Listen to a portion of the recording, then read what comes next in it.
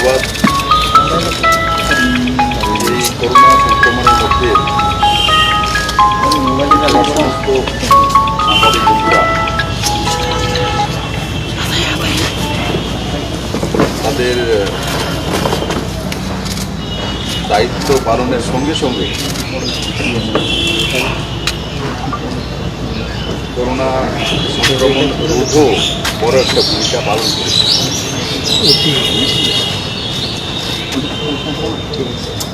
আমি মাঝে মাঝে বলি যে সোশ্যাল ডিস্টেন্সিং আপনারা মেনটেন করুন, আশপাশে সব একটা হয়ে যায়।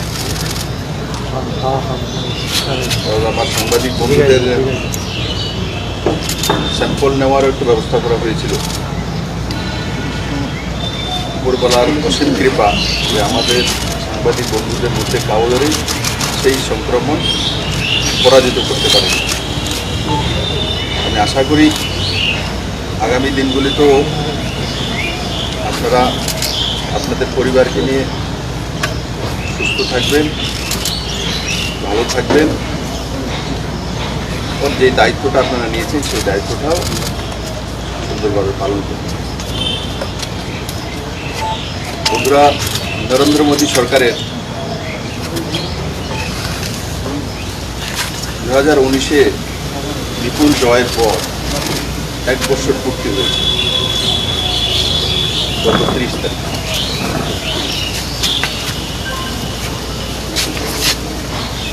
মোদীজি এই বছরে কি করেছেন, ওর কি করবেন সেই বিষয় নিয়ে জনসভাতে প্রশ্ন ওঠে। আর মোদীজি একটা জবাব দেওয়া সরকার দিয়েছে।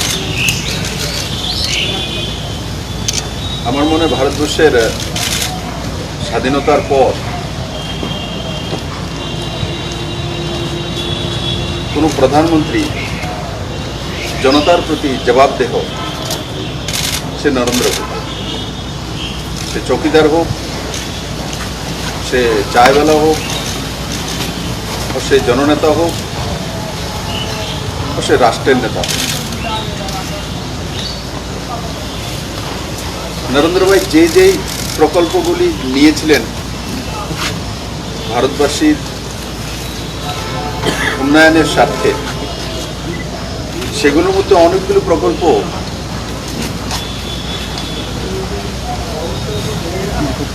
সমাপ্ত হয়ে গেছে।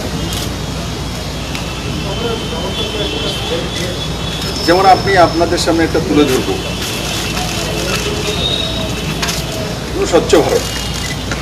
2014-তে নরেন্দ্র ভাই মোদী প্রধানমন্ত্রী হওয়ার পর ওনার অনেক প্রকল্প ছিল, তার মধ্যে একটা বড় প্রকল্প ছিল স্বচ্ছ ভারত। ও সেটা ছোট শিশু থেকে নিয়ে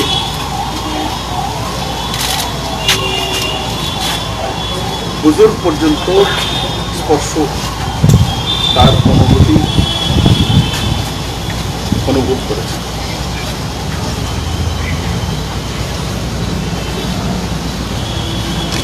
আজকে করোনা সংক্রমণ যখন সারা পৃথিবীকে আঁকড়ে ধরেছে, আমরা কি বলতে পারবো না যে নরেন্দ্র ভাই মোদী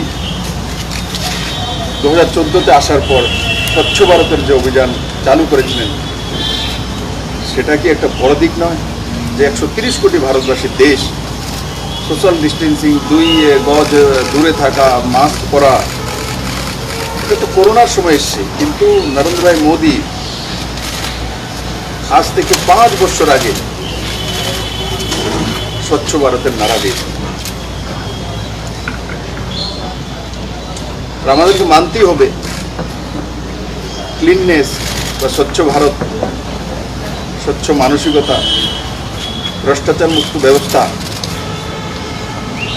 সেগুলি আজকের দিনে অনেকটা আমাদেরকে করোনা থেকে রক্ষা করে। যেই মাত্র নরেন্দ্র ভাই মোদীর কাছ থেকে দেখেছি প্রধানমন্ত্রী স্বচ্ছতার স্লোগান দিয়েছে, তো আমরাও বাড়িঘরের আশপাশে জঞ্জালকে পরিষ্কার করা শুরু করেছি, নিট অ্যান্ড ক্লিন থাকা শুরু করেছি। সেটাও ভারতবাসী জন্য একটা বড় মাইলস্টোন হয়েছে। কারণ কি আজকের দিনে আমরা দেখেছি করোনা সংক্রমণের সবচেয়ে বড় যে হাতিয়ার সেটা হচ্ছে স্বচ্ছতা, দূরত্ব মেনটেন করা, এটা হচ্ছে সবচেয়ে বড় হাতিয়ার।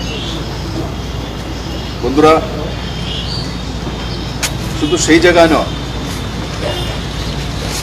কেউ কোনোদিন কল্পনা করেনি ভারতবর্ষে কোনো রাজনৈতিক দল নয়, সবাই রুটি ছেঁকছিল। বাবরি মসজিদ, রাম মন্দির, জাতি দাঙ্গা, ভারতবর্ষে বহু মানুষের প্রাণ গেছে। কেউ কোনোদিন কল্পনাও করেনি যে নরেন্দ্র ভাই মোদী আপিল করবে और सुप्रीम कोर्ट राय देवे और देशेर प्रधानमंत्री बोलबे जे सुप्रीम कोर्ट যাই রায় দেবে ভারতবাসী সেটা মাথা পেতে মেনে নেবে। কেউ কল্পনা করেনি, সেটাই ভারতবর্ষ হয়েছে। আমাদেরকে তথাকথিত অ্যাডভান্স যে দেশগুলি আছে সেগুলো সবসময় একটা অপবাদ আমাদের উপরে লাগিয়ে দিত, নেই ভারতবর্ষ তো এগুলো জাত পাত পন্থা তার মধ্যেই এরা সীমাবদ্ধ। ডেভেলপমেন্ট এদের কাছে ইস্যু নয়, উন্নয়ন ওদের কাছে ইস্যু নয়। উন্নয়ন তো ইস্যু হয় ইউরোপিয়ান কান্ট্রিতে, আমেরিকান কান্ট্রিতে। সেটাও পাল্টিয়েছে নরেন্দ্র ভাই মোদী। দুনিয়াকে মানতে হয়েছে ভারতবর্ষ সবকা সাথ সবকা বিকাশ সেই মন্ত্রে এগিয়ে গেল।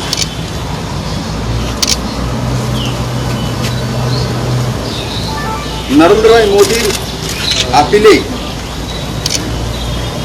উত্তরপ্রদেশের মতো জাতি বিদ্বেষী ভাবধারা বিভিন্ন রাজনৈতিক দল এস্টাবলিশ ছিল, সেগুলোকে পরাজিত করে ল্যান্ডস্লাইডিং মেজরিটি নরেন্দ্র ভাই মোদী যেই পার্টিতে রয়েছেন সেই পার্টি কার্যকর্তাকে জয়ী করেছে। এগুলো আমি তার জন্য আপনাকে বলছি, এগুলো প্রমাণিত করে যে ভারতবর্ষ অনেক এগিয়ে গেছে। যারা ভারতবর্ষকে পিছিয়ে নিতে যায়, পুরনো স্লোগান, পুরনো মানসিকতা, তো সেগুলোকে আঁকড়ে ধরতে চায়। মোদী ইতিহাস, বুজুর্গ, তাদের কাছ থেকে শিক্ষা নিয়ে ভারতকে এগিয়ে নিতে চায়। ডিজিটালাইজেশন কেউ কল্পনা করেছিল যে এটা ভারতবর্ষে সম্ভব? মোদী করে দিতেছে। আজকে করোনা সংক্রমণের সময় যখন জনতার কারফিউ হচ্ছিল, যখন লোক ঘর থেকে বেরোচ্ছিল, বেরোনোর কোনো উপায় নেই, তখন আমাদের অ্যাকাউন্টে নরেন্দ্র মোদী দ্বারা যে প্যাকেজ দেওয়া হচ্ছিল তার সুফল আমরা ডিজিটালাইজেশনের কারণে পাচ্ছি।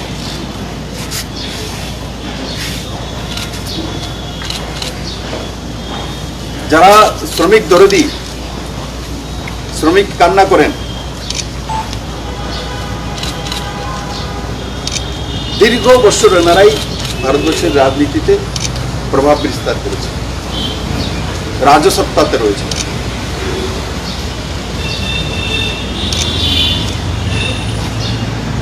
কোন শ্রমিকের জন্য জনধন অ্যাকাউন্ট কি এরা করতে পেরেছে?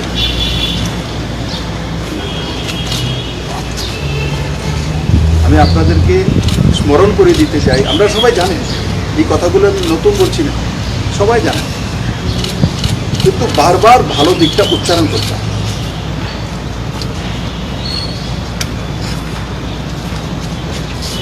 বারবার উচ্চারণ করতে হয়, তাতে পজিটিভ ভাইব্রেশন যায় সোসাইটি। जीत तो पॉजिटिव वाइब्रेशन है।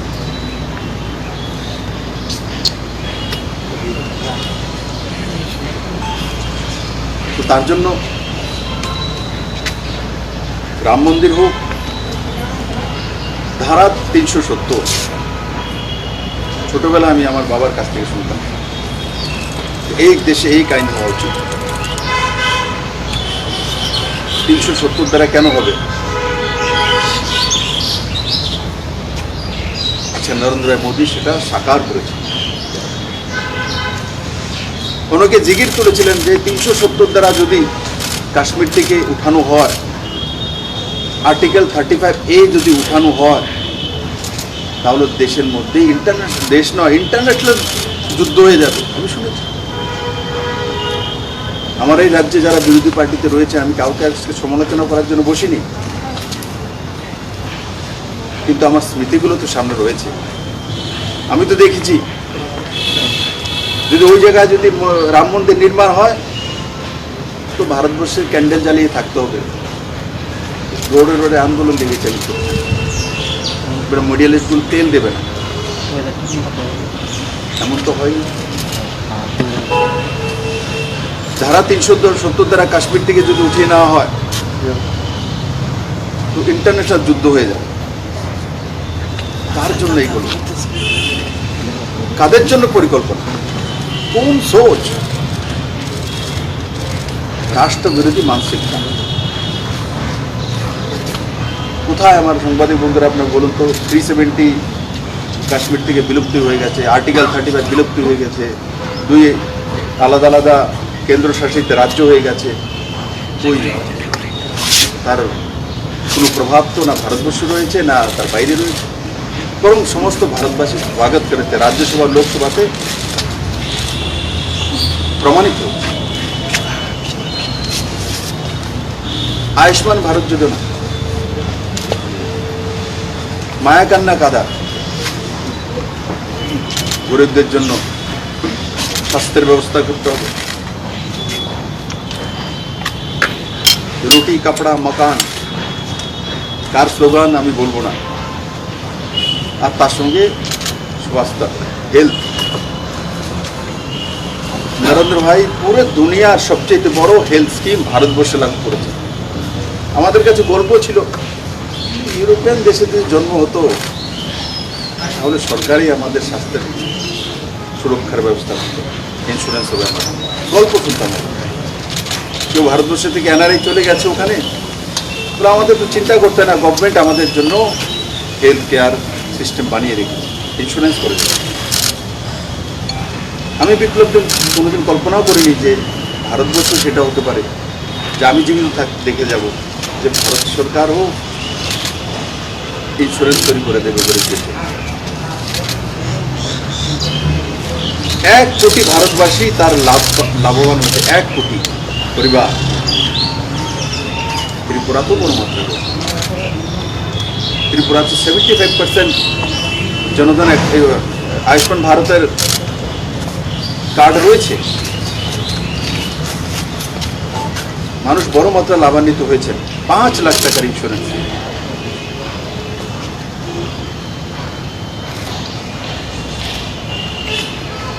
তিন তালাক, মুসলিম বিরোধী সংখ্যালঘু তোষণ, রাজনীতি। তার হার তো লোকসভাতে হয়েছে, উত্তরপ্রদেশে বিধানসভাতে হয়েছে। 3 তালাক। কেউ কথা বলতে রাজি নয়। বড় মাত্রায় ভারতবর্ষের মধ্যে আমার মুসলিম বন্ধুরা রয়েছেন, মুসলিম বোনেরা রয়েছে। বহু মুসলিম কান্ট্রির চাইতে বেশি ভারতবর্ষের মধ্যে মুসলমান বসবাস করেন।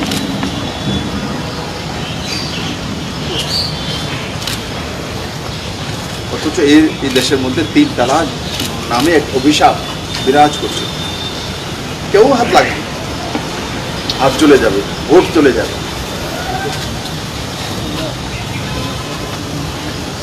একসময় কল্পনা হতো যে মুসলিম তোষণ করতে হবে, তবেই ভারতবর্ষের গদিতে বসা যেতে পারে।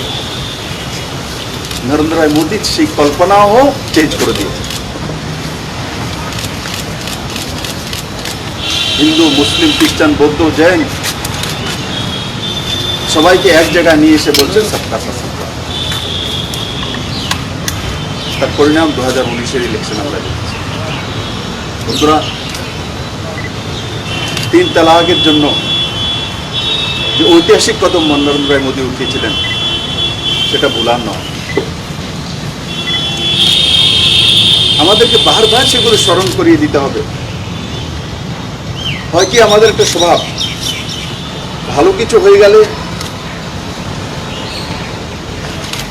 তো 1-2 দিন ভাল লাগে, সব কিছু ঠিক আছে হয়েছে, তারপর আমরা আলোচনা সমালোচনা ব্যস্ত হয়ে যাই।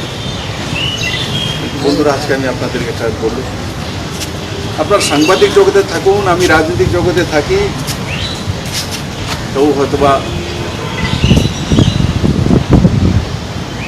কোনো সোশ্যাল কাজে থাকবেন বা নিজের কোনো কমার্শিয়াল কাজকর্মের মধ্যে থাকবেন। সব জায়গায় একটা জিনিস সত্য, সেটা হচ্ছে পজিটিভ ভাইব্রেশনই আপনাকে সাকসেস করে। পজিটিভ যে কোনো জায়গায়, যে কোনো ক্ষেত্রে। আমি দেখেছি অনেকে রাজনীতিবিদ আছে, রাষ্ট্রীয় স্তরে আছে, প্রদেশ স্তরে আছে, গ্রামীণ স্তরে আছে, শুধু সমালোচনা করবে, উনি তো এই কাজটা করেছেন, এটা ঠিক করেন, এটা 6 ফুটের রাস্তার এটা যে 12 ফিটের হতো, তাহলে ফায়ার ব্রিগেডের গাড়িটা যেতে পারতো। যে আগুন লাগে তখন কি?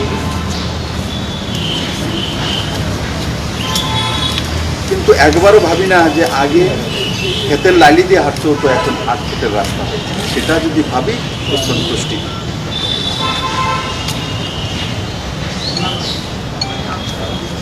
তো নরেন্দ্র ভাই মোদী একের পর এক যোজনা,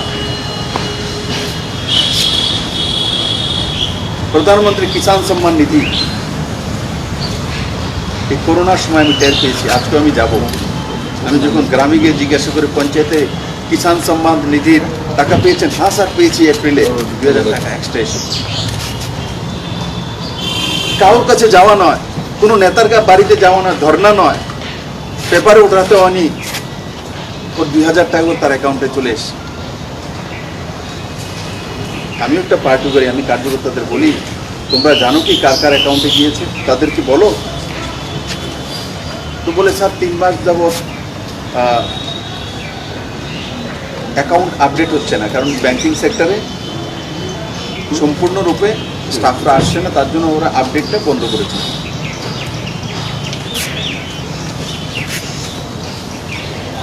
কিন্তু অ্যাকাউন্টে টাকা আসছে। তো কিষাণ সম্মান নিধির মাধ্যমে ত্রিপুরা তো 2,04,000-এর উপর পরিবার লাভান্বিত হয়েছে। 2,04,000।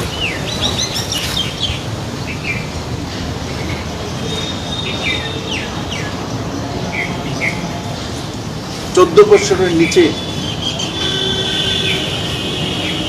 যদি কোনো শিশুকে বলাৎকার বা এই ধরনের কারণে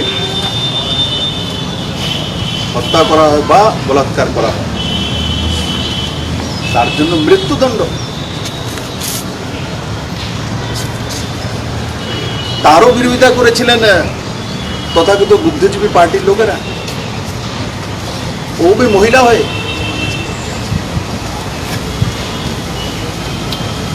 কিন্তু মোদী আলোচনা সমালোচনা সবার ঊর্ধ্বে ওঠে সেটাকে লাগু করেছিল। 3 সেনা প্রধানের উপরে চিফ অফ ডিফেন্স। আগে কোনো কিছু হলে 3 জনকে ডাকতে হবে, প্রধানমন্ত্রীকে বুঝতে হবে। এখন এই 3 জনকে ডেকে কাজ করার দায়িত্ব একজনকে দেওয়া। কেন? কম সময়ে যাতে সিদ্ধান্ত নেওয়া যেতে পারে, কম সময়। আর কম সময়ে কিভাবে সিদ্ধান্ত নিতে হয় তার সবচেয়ে বড় প্রমাণ সার্জিক্যাল স্ট্রাইক।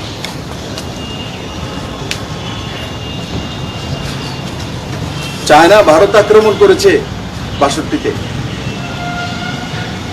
তো ভারত কি করবে? তার মিটিং করতে করতে চায়না অর্ধেক ডুবে গেছে।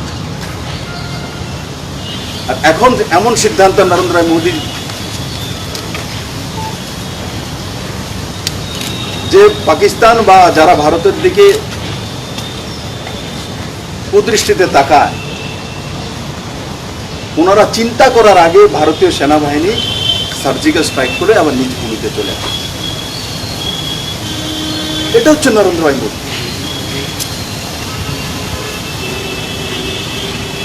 বিদেশ নীতিতে পারদর্শীরা সফলতা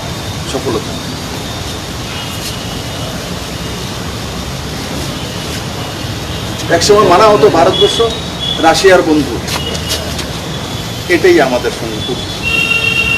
আজকে যেমন একদিকে রাশিয়া রয়েছে, একদিকে আমেরিকাও রয়েছে, ইসরায়েলও রয়েছে, সৌদি আরবও রয়েছে। এটা হচ্ছে নরেন্দ্র মোদী বিদেশ নীতিতে সাকসেসফুল।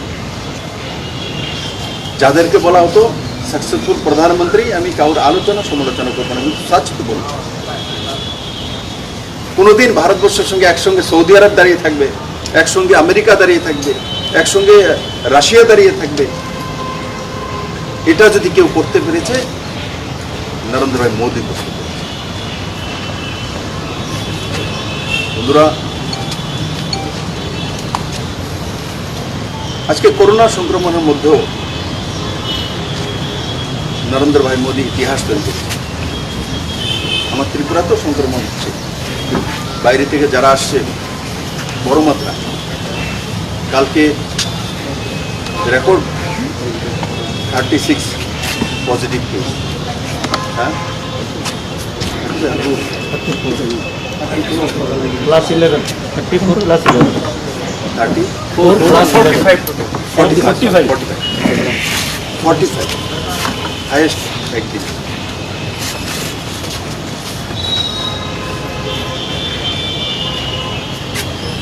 নরেন্দ্র মোদী বারবার বলছেন সোশ্যাল ডিস্টেন্সিং মেনটেন করা, সমস্ত জায়গায় আপিল করেছেন।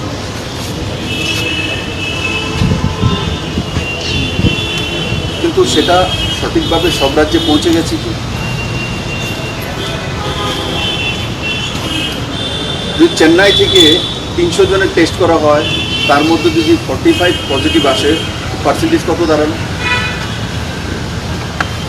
তাহলে ও রাজ্য থেকে যারা এসছে ওরা তো ওদের সিভিল সোসাইটি থেকে এসছে,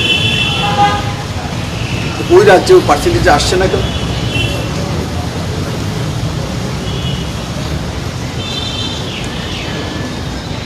আমি আপনাদের বলবো এগুলো তুলে ধরার জন্য, কারণ কোনো না কোনো রাজ্য যদি তার মধ্যে গ্যাপিং রাখে তো অন্য রাজ্য প্রভাবিত হবে। হচ্ছে না আমার রাজ্য, যেখানে শূন্যতে চলে গেছে সেই জায়গাতে এখন 300 কত হচ্ছে, 316। দেখো,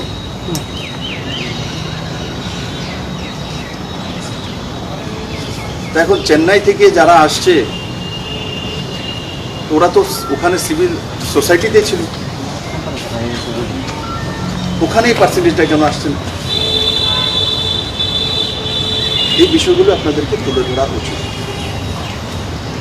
আর নরেন্দ্র মোদী যেই যেই নিয়ম নীতিগুলো লাগু করেছেন সেগুলো কঠোরতার সঙ্গে পালন করা উচিত। বন্ধুরা,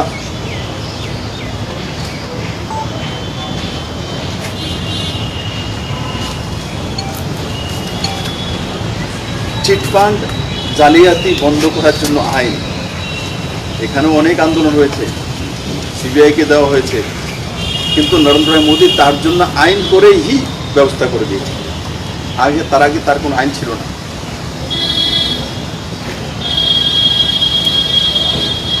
তো এই ধরনের বহু প্রকল্প নরেন্দ্র মোদী করেছেন।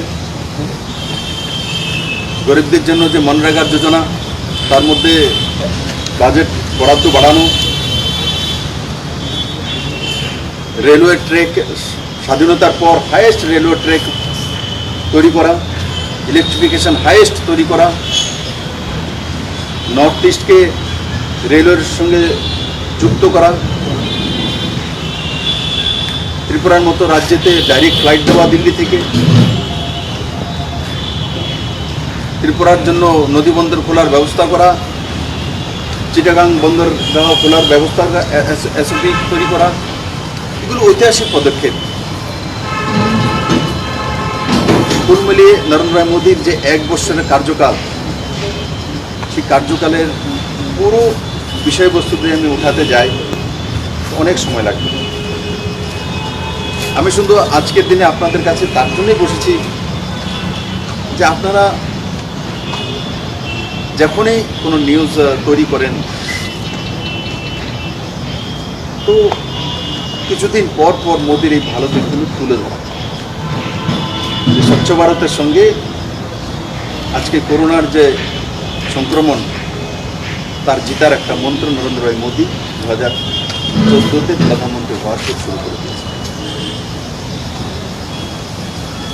তার জন্য বোঝা যায় আমাদের দেশের বাগডোর যার হাতে আছে উনি দূরদর্শী প্রধানমন্ত্রী। এবার যখন প্রধানমন্ত্রী হয়েছেন ওনার সবচেয়ে বড় যোজনা কি? আমি আশা করি, আমি যদি সাংবাদিক হই, আমি যদি জিজ্ঞাসা করলাম যে বলুন তো প্রধানমন্ত্রী 1 বছর তো হয়ে গেছে, ওনার প্রধানমন্ত্রী দ্বিতীয়বার হওয়ার পর ওনার সবচেয়ে যে বড় পদক্ষেপটা যেটা উনি টার্গেট করেছেন সেটা কি? 2014 তো স্বচ্ছ ভারত অভিযান নাম্বার 1, 2019 কোনটা বলুন তো দিই আমার বন্ধু, मैं पूछूं बताइए, বলুন না ব্রাহ্মণমশা, আপনাদের কোশ্চেন করেন, আজকাল করেন না, আজকে আমি করলাম, বলুন তো দেখি আপনার মন কি বাত নেই, দাদা অনেক আগে শুরু হয়ে গেছে।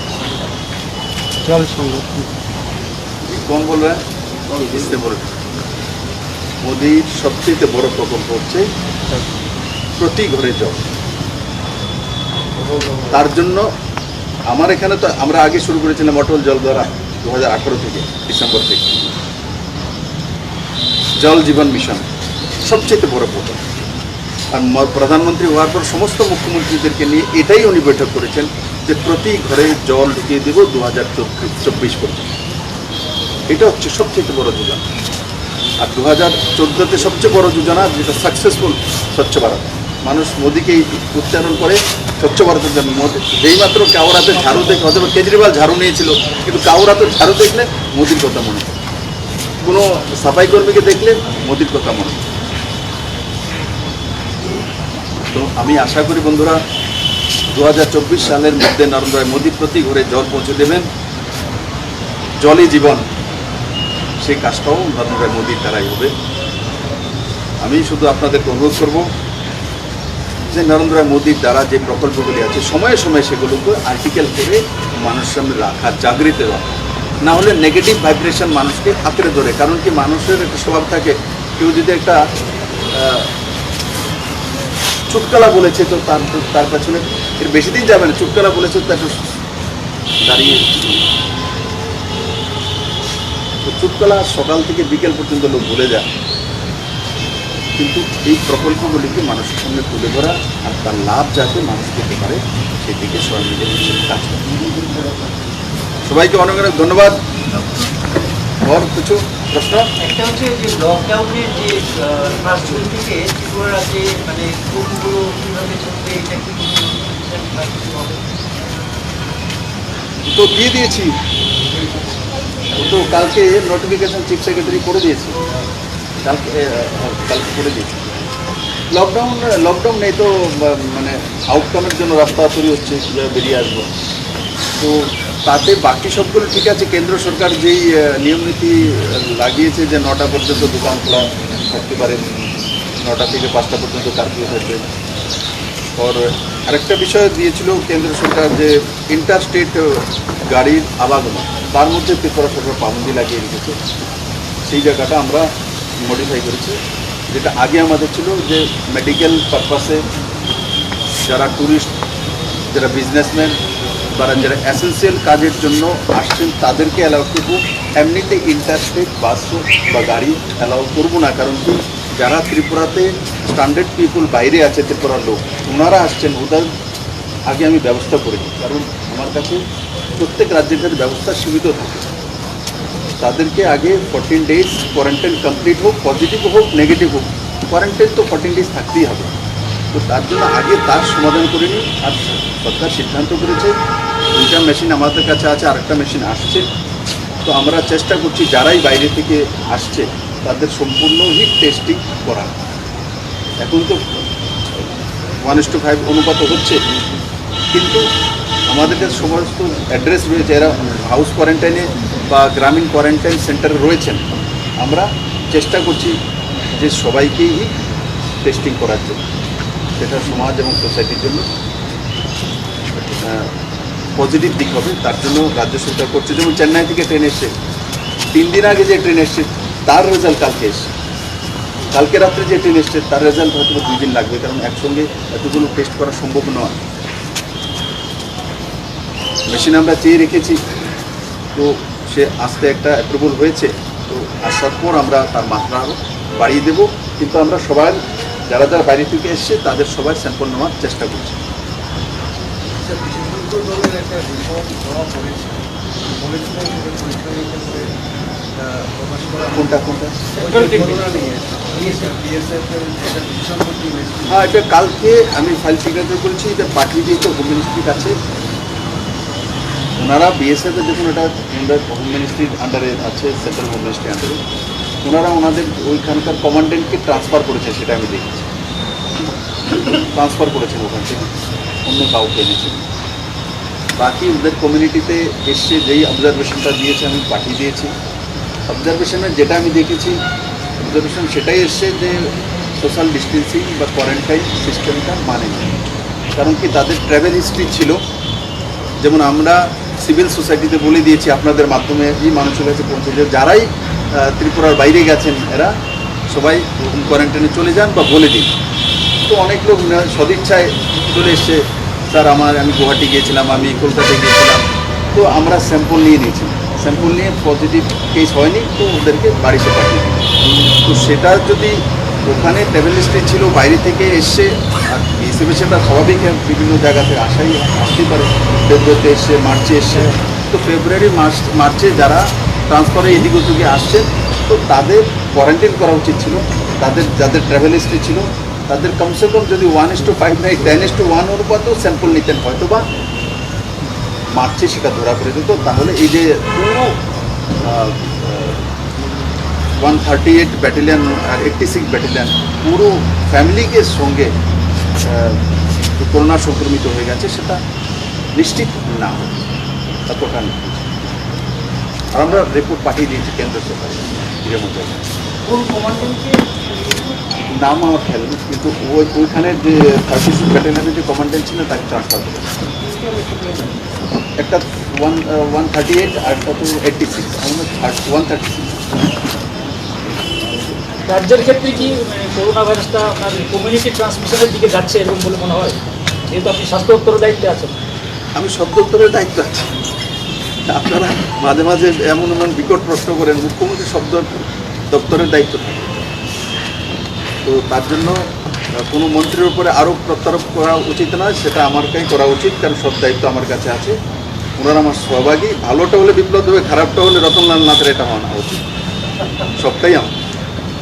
আর যে সোসাইটিতে যাওয়া, সেটা এখনও তার প্রকোপ নেই। কারণ কি, আমি আজকেও যাব, আপনারা সাক্ষী, সিপাহীজলাতে আমি প্রত্যেক ব্লকগুলিতে এক এক ব্লকে এক এক গ্রামে পঞ্চায়েত সেক্রেটারি প্রধানের সঙ্গে কথা বলার চেষ্টা। আমাদের আগরতলার যারা আমরা বসবাস করি তাদের চাইতে অনেক বেশি জাগরুক গ্রামের মধ্যে। আমি দেখেছি যে ছেলে এসছে, তো ছেলের জন্য মাঝখানে জমি ওখানে টিনের ঘর টেম্পোরারি তৈরি করে ছেলেকে ওখানে রেখে দিয়েছে, খাওয়া দূর থেকে নিয়ে দিয়ে আসে, একটা ড্রামে জল দিয়ে রেখে দিয়েছে। তো এই উদাহরণগুলি ত্রিপুরা মানুষ প্রস্তুত করেছে। আর এই উদাহরণগুলি কমিউনিটিতে যাওয়ার জন্য সবচেয়ে বড় যে পদক্ষেপ করোনাকে আটকানোর, সেটা আমি উদাহরণ দেখেছি। মাইক্রোসা পাড়াতে সুদূর এডিসি ভিলেজ, সেখানে আমি গিয়েছি, যে অটো যাচ্ছে, তো আমি ফলো করি অটোর মধ্যে, যে এমন তো নয় যে আগরতলার মধ্যে 2 জন বসে, এখানে 4 জন অটোর মধ্যে দিকে 2 জনে বসে, 2 জন মিলে, এও মাস্ক লাগে। হয়তো বা আগরতলাতে আমি অনেক সময় দেখি যে কেউ পড়েনি, এমন ধরনের পাওয়া যায়, কিন্তু গ্রামে আমি দেখি। আজকে আমি তেলিয়ামুড়া হয়ে বেরোবো, এমপি করবো কমলপুর হয়ে, দেখবো ওই দিকটা কেমন আছে। তো আমি আশা করি ত্রিপুরেশ্বর মায়ের আশীর্বাদে ত্রিপুরাতে কমিউনিটিতে ট্রান্সফার হওয়া আজকের দিনে সম্ভব নয়। কারণ কি, গ্রামের মানুষ জাগরুক হয়ে গেছে, গ্রামীণ যে কমিটিগুলো হয়েছে সেগুলো জাগরুক আছে, আর তার কারণে সেটা হওয়া সম্ভব নয়। কারণ আমি কালকে লক্ষ্য করেছি চেন্নাই থেকে যারা এসছে এদের মধ্যে যখন বড় মাত্রায় এই ধনপুর কাঠালিয়া ব্লক যখন এসছে, তো আমি ওখানকার যারা অধিকার আছে তাদেরকে ফোন করিয়েছিলাম। তো বাড়ির যে গার্জিয়ান ওনারা বাড়িতে রাখতে প্রস্তুত না, বলছে যে স্কুলের যে কোয়ারেন্টাইন সেন্টার ওখানে নিয়ে যান। তো এই যে আমি যেটা বলেছি মায়া মমতা ত্যাগ করে করোনার সঙ্গে কম্প্রোমাইজ না করা, সেটা ত্রিপুরাবাসী শিখে গেছে। আমি আশা করি, আমি একদম জ্যোতিষ না, আমি তো বলতে পারবো না, কিন্তু আমি আশা করি ত্রিপুরাতে সোসাইটিতে সংক্রমণ হবে না, কারণ আমাদের মধ্যে সাবধানতা রয়েছে। ঠিক আছে, মিজোরামের চিফ মিনিস্টার বলেছে স্কুল আর গভর্নমেন্টের যে ট্রু রিএলিটেশন প্রোগ্রাম ক্যান্সেল করা হয়েছে। তো how can you say like? দেখুন উনি কীভাবে বলতে পারেন, আর উনি কী কী করেন সেটা তো আমি বলতে পারবো না। ওনার আমি গার্জিয়ানও না, আমি এখানে আপনারা আমাকে দায়িত্ব দিয়েছেন, এখানে কাজ করার সুযোগ পেয়েছি। আমি এতটাই বুঝি আমার রাজ্যে কী করা উচিত সেটা আমার জনতা তয় করেছে, আর আমি আমার রাজ্যের জনতা যা তয় করেছে সেটাই করবো, তার বাইরে কোনো কিছু করবো না। তার বাইরে কিছু করতে গেলে এটা কেন্দ্র সরকারের দায়িত্ব।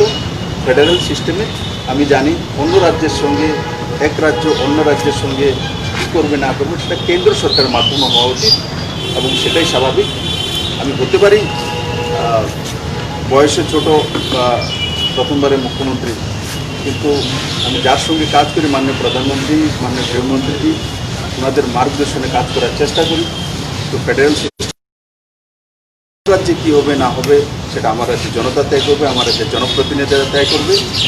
আর যদি অন্য রাজ্যে কী করবো না করবো তার জন্য যদি আমার কোনো মতামত থাকে, সেই মতামত টুইট না করে গৃহমন্ত্রীকে বা প্রধানমন্ত্রীকে জানানো উচিত, সেটাই বাঞ্ছনীয়, সেটাই ফেডারেল।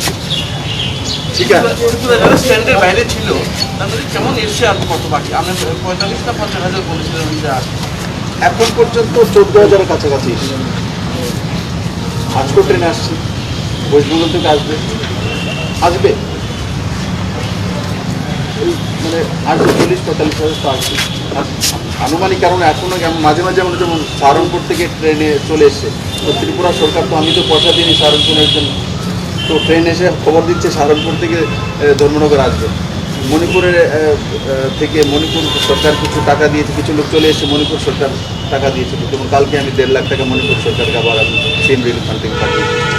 আমার লোকের সে তো টাকাটা আমি দিতে হবে, কারণ আমরা একটা চুক্তিবদ্ধ করেছি নর্থ ইস্টের যে কোনো মুখ্যমন্ত্রী ট্রেন দিয়ে একসঙ্গে নিয়ে আসুক, আমরা শেয়ার করে নেব। তো তার জন্য একদম সঠিক ফিগার আমি দিতে পারবো। হ্যাঁ,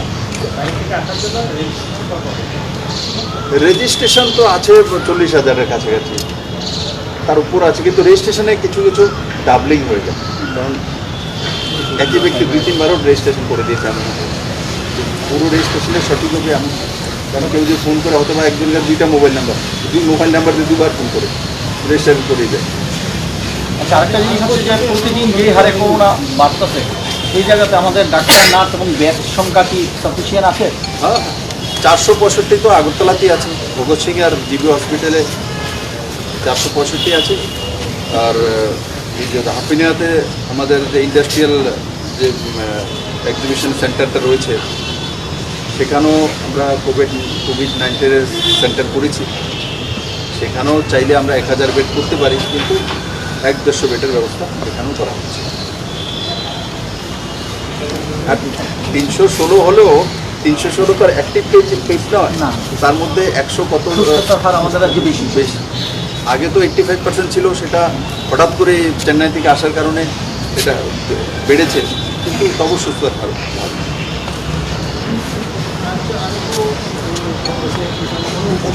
হ্যাঁ, हो गया। আরো কোশ্চেন তো